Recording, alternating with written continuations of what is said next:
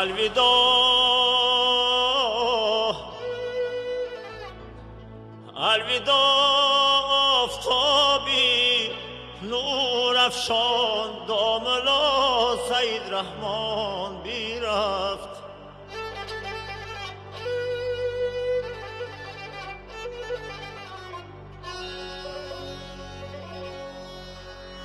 از بین مایان و دریغ آن دریایی عرفان بی رفت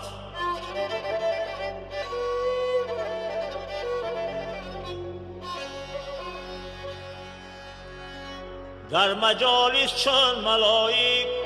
می نشست آن نیک خوب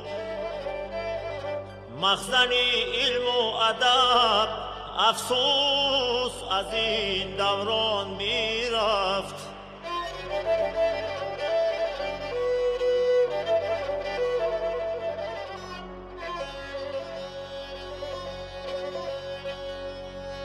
بود در عمرش یگانه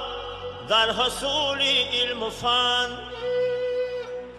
بلبلی باغی سخن از عالمی امکان بی رفت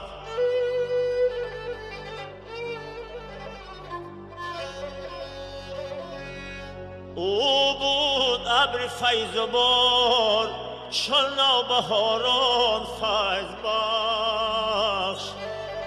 افسوس خزان شد نوبهار آن بارانی نیسان بی رفت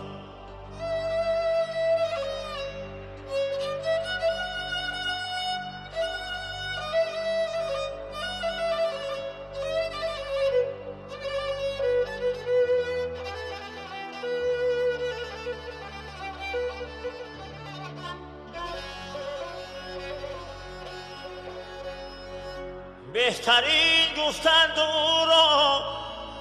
ز ادراکی بلند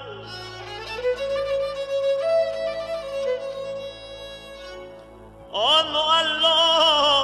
آن مصفا بحر پود از هان بی رفت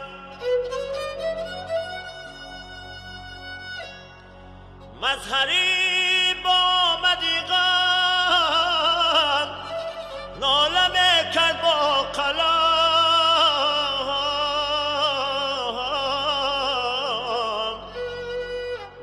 مظهری با مدیغم ناله میکرد با قلم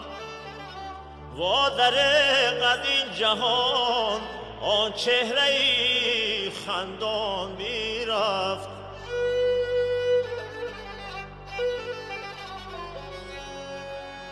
و دریغ از این جهان آن چهره خندان بی رفت